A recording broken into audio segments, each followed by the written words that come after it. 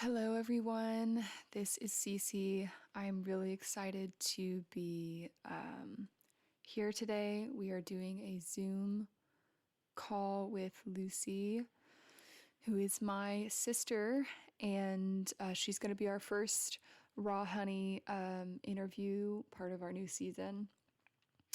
So, really excited to do that. We're going to talk to her today about just a difficult experience she went through and sort of just that combination of raw and sweet experiences that are just a part of an honest situation and honest reflection. So I'm really excited to talk with her. Gotcha. I already introduced you earlier before you got on, but you can introduce yourself. So just tell us your name, and if you listen to the podcast, what you think about it, and anything else, and then we'll go into the questions. Okay. All right. Hi, everybody. My name is Lucy Givens. I'm Cece's older sister, one of her two older sisters. Let's see. I'm born in Branson, Missouri. Spent my last couple of years between Columbia, Missouri, at University of Missouri, and then Fort Sill, Oklahoma, and then now I live in Radcliffe, Kentucky, Elizabethtown, Kentucky, which is a really beautiful area. And I listened to Cece's podcast, Raw and Honey Co. But I think the funny thing about the podcast to me is that I feel like I call myself Raw Honey because I get Cece's epiphanies and Cece's thoughts before they go into the podcast. So then by the time I listen, I'm like, okay, yeah, that's what we just talked about last night. Okay, that's what we just talked about the other day. But then she'll add little things here and there, kind of like mental health habits and tidbits that she's done that have helped her, that she's heard have helped other people. And I think she's just trying to bring to light, I think Raw and Honey Co. It's just a safe place to talk about vulnerability. She sets an example for, what we should all be doing in our own lives. It doesn't mean you have to share it on a podcast. Like, everyone has to do that. But I think that it's nice to have someone that is open about what's going on, and it does kind of model to other people in their life, like, oh, like these kind of deep diving questions, like I should be asking those to myself. And sometimes it just helps to have someone else doing that for you on a different sort of platform. So I really appreciate that. Thank you. And I said it, it's been like 10 episodes since I talked about the meaning of the name, but you were obviously instrumental in that creation process. And so do you want to speak on your experience of creating the name and thinking about that and whatever comes to mind in that category? Yeah, that was fun. I think that I was, so Cece and I talk, we have the same career. We do different things in the Army, but we're only a year apart in our Army timeline, so we're relatively very close in what's going on in our career. So we talk 3 times a day. And one of the times that we were talking, I think I was driving back from visiting her and her significant other. And when I was driving back, we were talking, and she said, I want to make a podcast. And I said, yeah, that's great. But the most important thing, and I'm all about names, so the most important thing for me was, what's the name going to be? Because the name kind of, everything centers around a name or a title. And so she came up with the idea that, like, she wanted it to be raw. She wanted it to be real, not necessarily saying that she wanted it to be called raw. And then I said, well, what about raw honey? Because you have the raw, like the realness of life and what it's really like to go through challenges. And then the honey, which is the sweetness of the challenge. Like, where did you see the fruition in that obstacle in life? Like, where have you grown from there?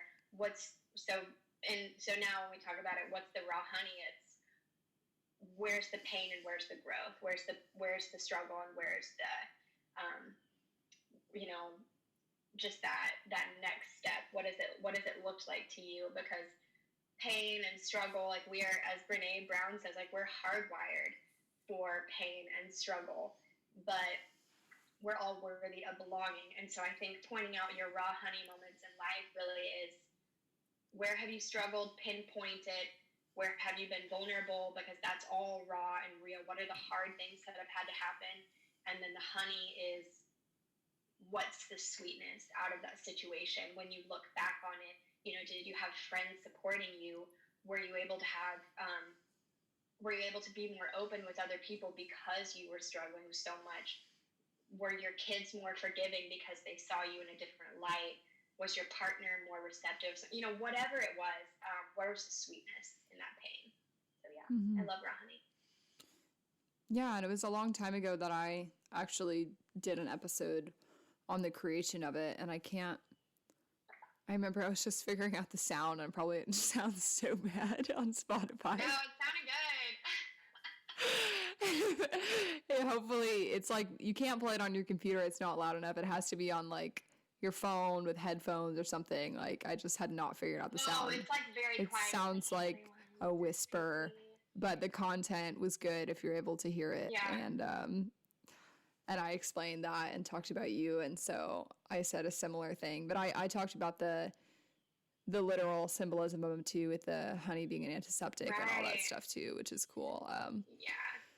But yeah, so I'm glad we talked about that, and now we can get into sort of the more about you, and if you could just tell us, you know, what's a situation that you've been through where you've seen sort of this ideology come to life, if that makes sense. And we can break that down as much as you want. You can go whatever direction you want with that, but what's your take on that? Whatever direction, I don't know. Okay, so I had to, you know, kind of pool my resources and figure out what I really wanted to talk about, because like everybody, you know, we've all got moments of pain that are like, that you're comfortable sharing, and then you've got moments of pain that you're just like, they kind of stay in a closet and you don't really want to open that closet, or you open it and you know only like one or two people are kind of allowed to be there with you when you open it.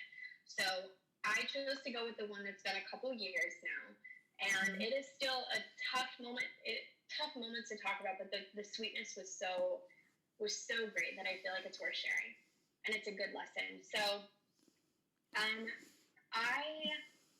grew up in a family of where there was a lot of competition. Cece and I are two of three sisters. We have an older sister, and Maggie was 3 years older than me in school. So she was always just a little too far ahead of me. And so I never really felt like I had to compete much with Maggie, but Cece and I were so close in age that we were always having to compete against each other. And it was really tough.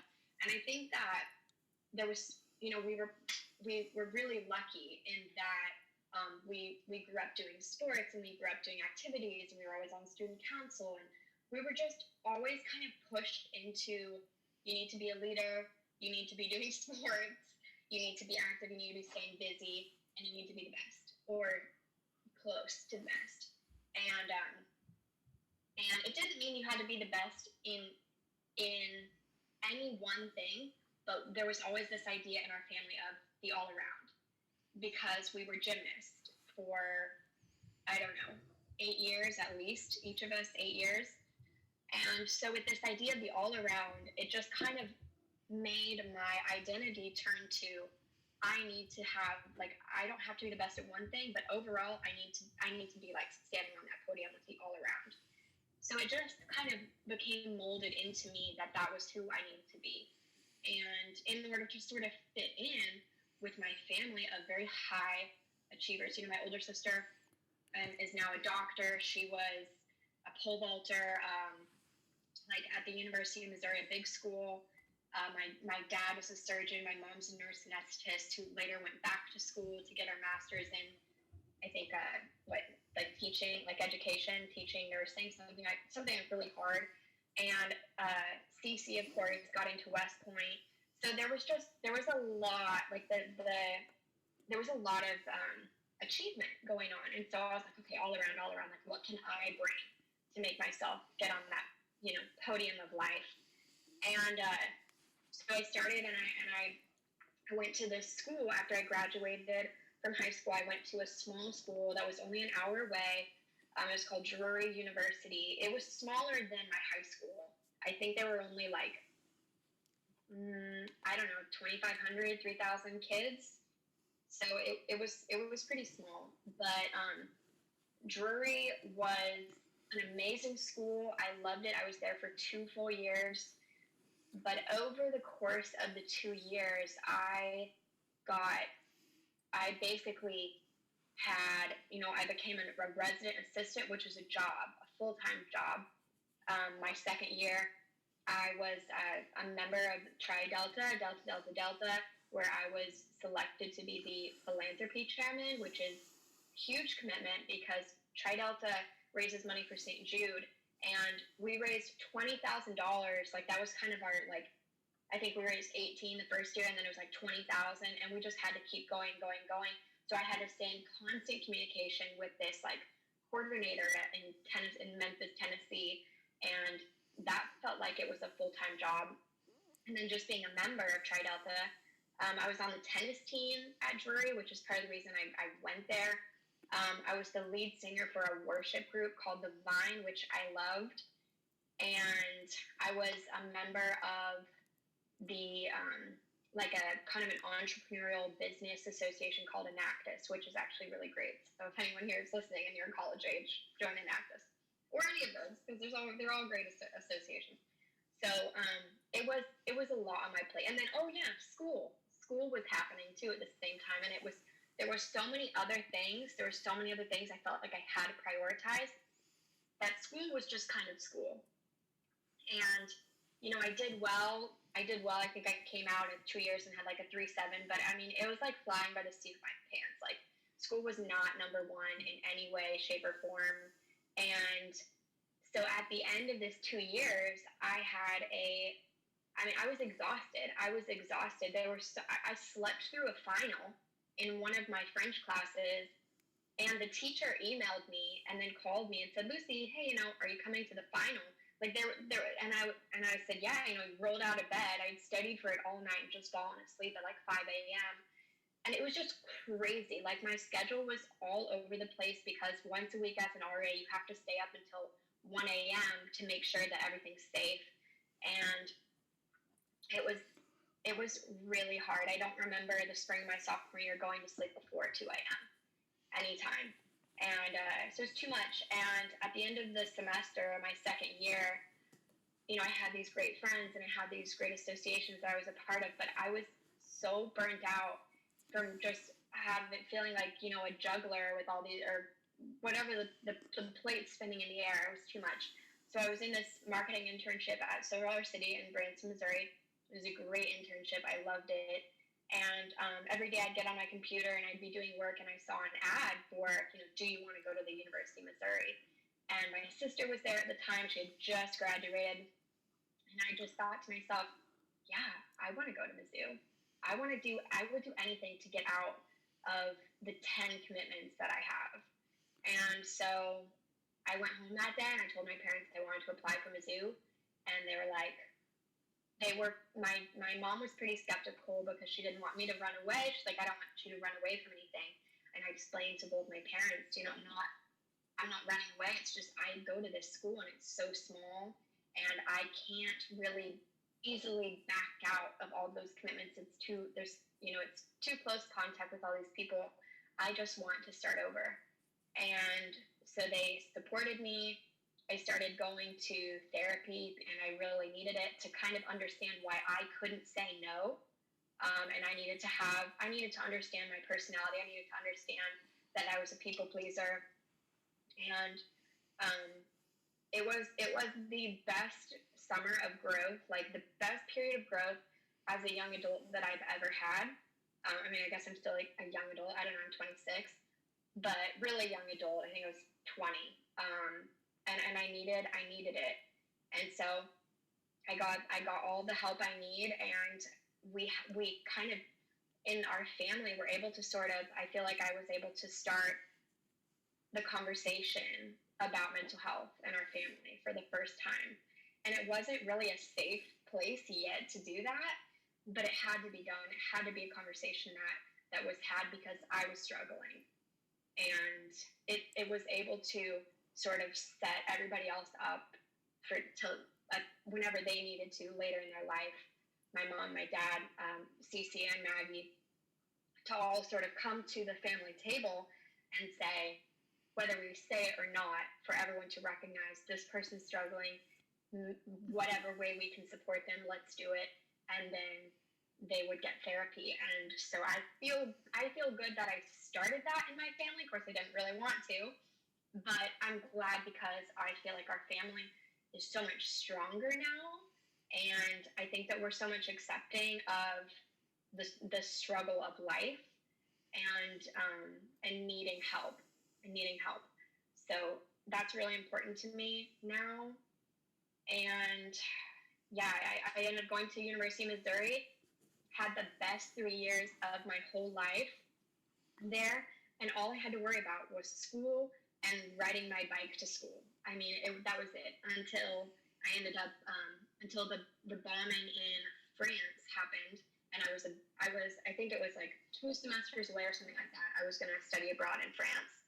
And, because I was studying French. And then we had this like terrible bombing in France, in Paris, and it was awful. And I just thought to myself, I feel so helpless. Like, what if that would happen on my campus or somewhere here? You know, I would just, I don't know that I could help anyone or help myself. So I decided to join Army ROTC at Mizzou, and I loved it so much that I stuck with it, and I commissioned in May of 2018 or August of 2018, and then I've been an active duty Army officer ever since. So the lesson, the sweetness is all the things I just said, but in my professional life, and now I've learned, yeah, I'm a people pleaser, A, and B, do a few things and do them really well, like to the best of your ability, and ask for help when you need it. Thank you. Yeah, that was great. It's interesting to hear you talk about it, because obviously I've known you my whole life. Yeah. But it's interesting to hear you talk about it and be on this interviewing perspective, because I think it gives me, it's just a humbling perspective to be on with that story. Yeah. Because I always feel like as a younger sister, I just didn't really, like, you don't really think about what your older sisters are going through in the same way as they're thinking about what you're going through, because you're supposed to be the one Right. taking care of. So I really never feel like I was there for you during that time or knew how to be there for you at all, because I just didn't think that was my job, you know? And so it's definitely interesting, like, since we've talked about it in the past and really been aware of mental health and the struggles we've been through, to retroactively sort of, you know, be there for you in that past situation. And I hope that this can be part of that, and it can be sort of closure and continuous closure, because we've obviously talked about it before, but just continuous healing and closure and reflection about it, you know? Yeah, no, that's so good. And I think that's like a lesson that your listeners could kind of, hopefully they could sort of see and grasp, is that you might have inflicted, like, I'm not saying that you did, but the fact that you weren't able to be there for me, looking back on it, I don't remember that as like, wow, Cece should have, because I didn't expect you to step up and understand. I really didn't. And it wasn't your job. If that happened now, I would expect you to be able to support me in whatever way you could. But even if you couldn't, and you know, we were able to talk about it later, I think that the lesson, something that could relate with a lot of people, is that we do inflict trauma on, or we may be a part of someone's trauma story, and or you know, of the rawness that happened in their life, the pain, and we may not have been there for them in the right way. We may not have shown up in the right way or the way we would have now. But having the conversation now and saying to them, hey, I'm sorry that I wasn't there. I'm sorry that I didn't know how to support you in that time. That's as much healing. Like that covers it for me. And so I think just addressing, just showing up to the table now and saying, I'm sorry that I wasn't there or I didn't know how to be, or I'm sorry that I did X, Y, and Z, whatever it is in your situation, that is healing. That's coming to the table together, and that's vulnerability. Mm-hmm. And so you have to be the listener or the quote unquote inflictor or whatever you want to call. That person has to be willing to be vulnerable and say, I'm sorry, or say, I wish I would have done better. And then the other person, the receiver, has to be humbling of themselves and not put their ego way up and just say, you did your best. I love you anyways. Let's move forward. Let's support each other better in the future. So, yeah, that's a really good point. Yeah, and I think I definitely want to interview more family members and friends for that reason, not just necessarily for the listeners, but also just because when you hear them speak and it's not necessarily to you that they're speaking to, you sort of have a chance to listen to their experience without maybe that jaded understanding of who they are and who you were when they were going through that, and you're able to take a step back and be like, yikes, like did they go through that? Was I a part of that? Like could I have helped more? Like I just want them to know I'm here for them. And it just gives you enough space to feel safe enough to reflect and apologize maybe for the part you played or didn't play in it. So I think that's really healing, because you just don't, when you're so close to people, you just don't have the space to reflect and be like honest sometimes, especially those past relationships that, it's really a toss up whether or not you have a really healthy family and childhood. It's just such a toss up. So to have that space to like look at your guys' past and apologize or whatever you need to do, I think is really important, or you probably will continue to do those things because you haven't really addressed them. So you just result back to whatever that default mode is with those people. Right. Yeah, it's so true. It's so true. And after I had decided to transfer, I sent an email out to my two or three closest friends at Drury, and then my two closest friends who live in Branson now. And we've been friends for a long time. And I told them like, hey, I'm transferring. I have I've been treated for depression. Here's kind of what's going on in my life. Here's kind of what I think triggered it. Here's what I know going forward. Like, here's my own way ahead. I don't know why I emailed this out. Like, it's funny to me that I did this, but I just felt like it needed to be said. And the friends who, like, of that group who I have stayed good friends with wrote back and said, like, not just, I'm sorry you're going through this. Like, I wish I had stepped up better. Like, you know what I mean? And we're still friends. And I think that's part of it, because addressing your role in somebody's pain, I think just can mean a lot to the receiver. And since then, both of those friends have done a better, they both have come back to me even after, like later, several years later, when I went through a really hard breakup over a year ago, and said, I'm sorry that I didn't tell you this or that when I was watching you struggle. I'm sorry I didn't tell you this. And it meant a lot to me. It's like, it's okay.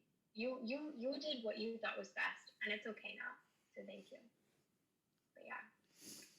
Yeah, it's an interesting concept. I mean, it's really just forgiveness, but it's right, it is. It's just interesting to recognize that, because you're obviously the first person I've interviewed. And so it's just interesting to see how it's affected me to hear you speak about something, and it not just be a conversation to me, and how much that changes the way that I receive that experience.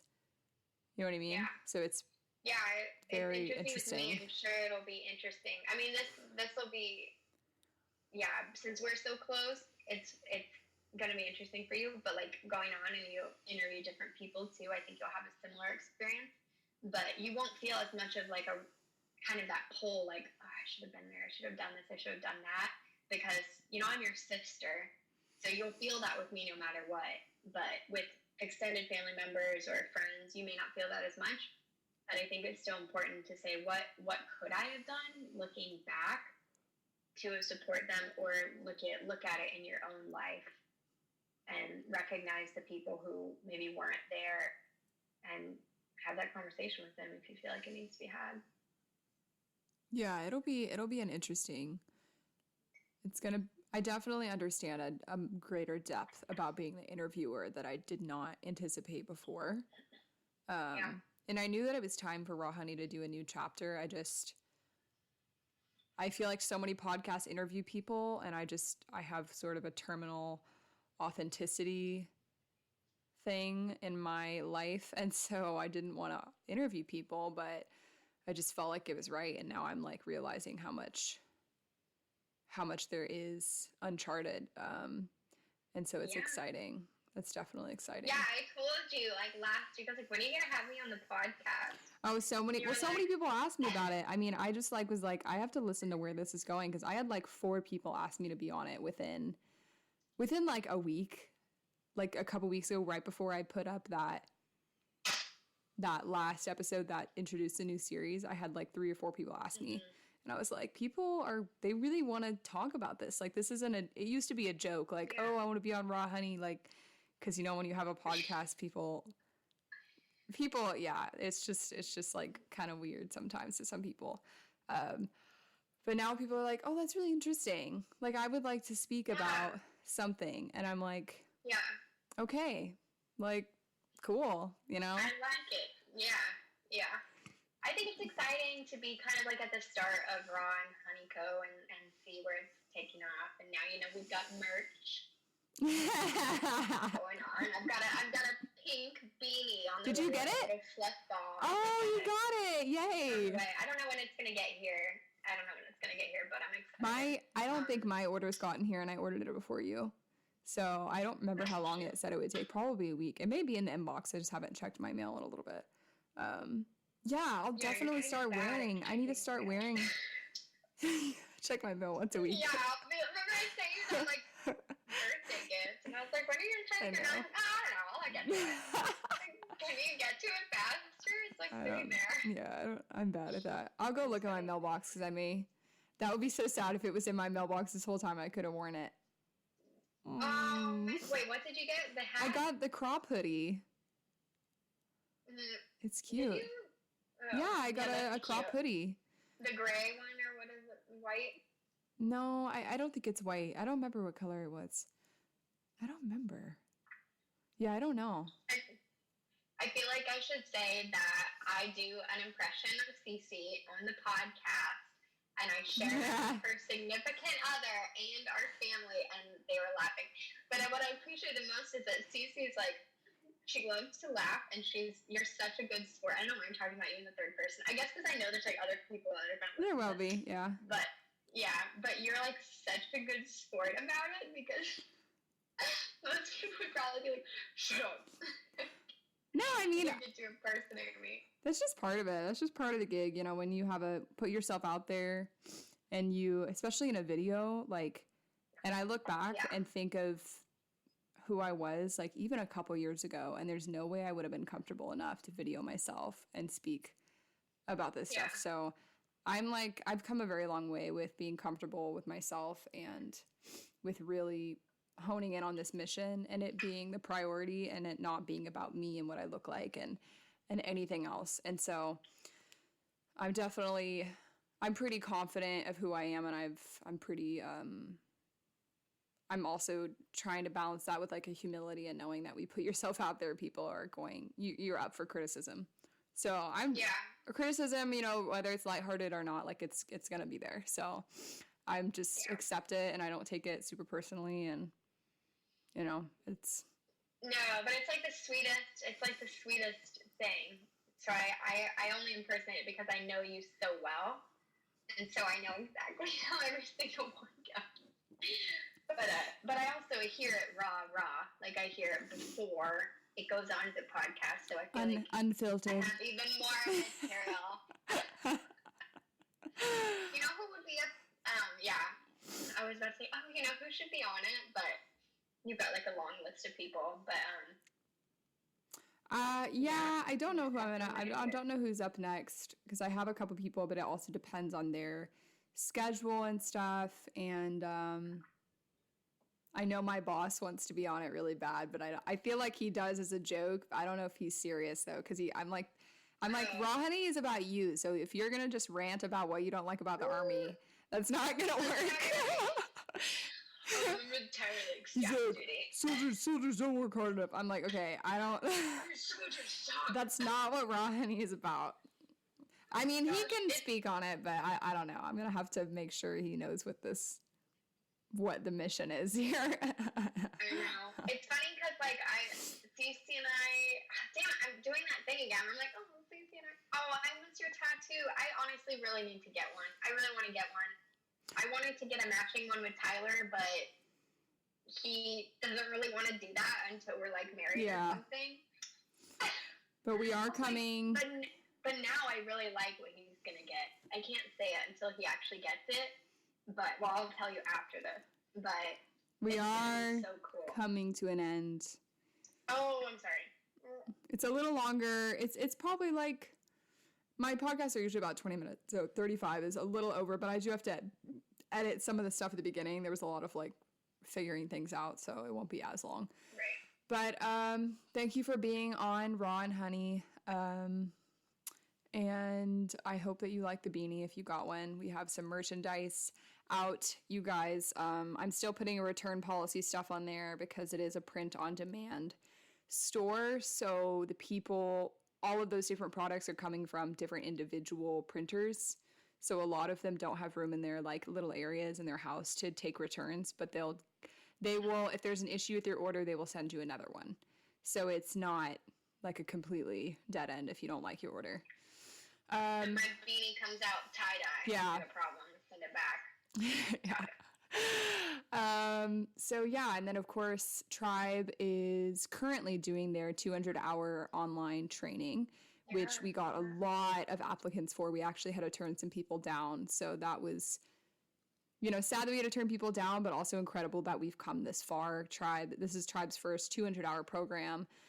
And it's blended in with our Nomad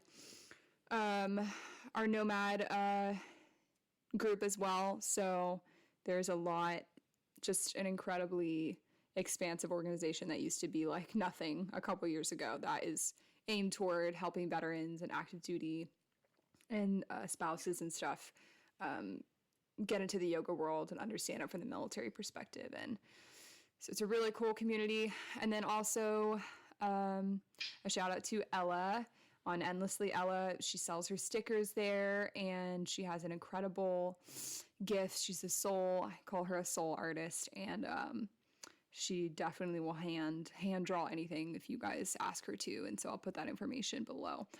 But yeah, so I hope everyone has a great day, and thank you for coming on, Lucy. And yeah, we will see you later.